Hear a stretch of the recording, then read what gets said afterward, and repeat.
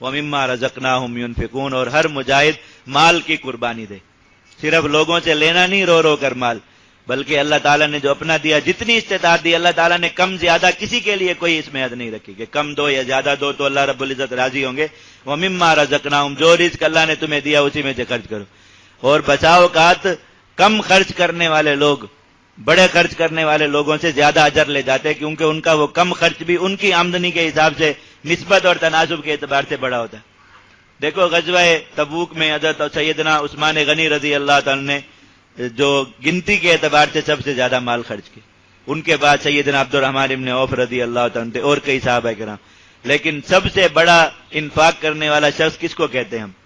ابوبکر صدیق رضی اللہ عنہ کو، جن کا مال ان سب سے کم تھا،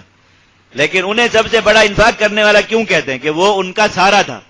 جو تھوڑا تھا وہ بھی ان کا سارا تھا، اور جنہوں نے زیادہ زیادہ دیا بہت، وہ زیادہ ان کا سارا نہیں تھا بلکہ انہوں نے کچھ رکھ کر اس میں سے دیا۔ تو اللہ تعالیٰ نے اگر کسی کو بہت کم دیا ہو تو وہ اس بہت کم میں سے اگر 10-15% نکال دیتا ہے جو بظاہر مقدار میں بہت معمولی ہوگا، تو اللہ رب العزت جو ہے وہ اس کو اجر سے کروڑوں دینے والوں سے بھی زیادہ اوپر بڑھا دیں گے۔ تو بہت سے لوگ انفاق سے اس چیز کی وجہ سے تھوڑا وہ کرتے ہیں، تو اللہ تعالیٰ جو بڑی بڑی وہ کرتے رہتے کہ یا اللہ اتنا مال دیں تو ہم خرچ کریں گے اتنا، اللہ تعالیٰ نے منع فرمایا کہ یہ دعا نہ کیا کرو۔ سورہ توبہ کے اندر ممانعت آئی اس چیز کی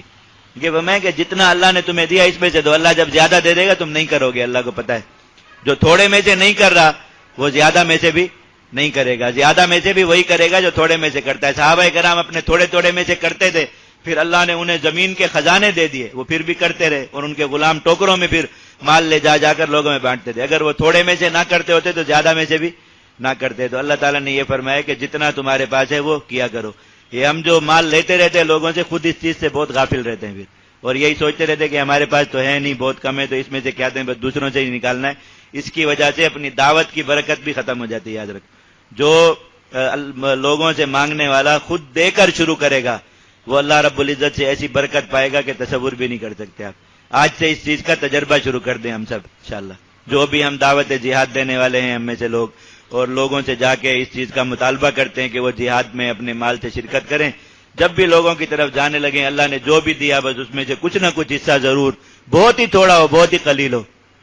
سب سے چھوٹا نوٹ، سب سے چھوٹا سکہ، وہ بھی اللہ کو خود پیش کر کے پھر جا کے لوگوں سے بات کریں، پھر دیکھیں اللہ رب العزت آپ کی دعوت میں کیسی برکت پیدا فرماتے ہیں۔ تو مجاہد وہ ہو نہیں سکتا خود جو آدمی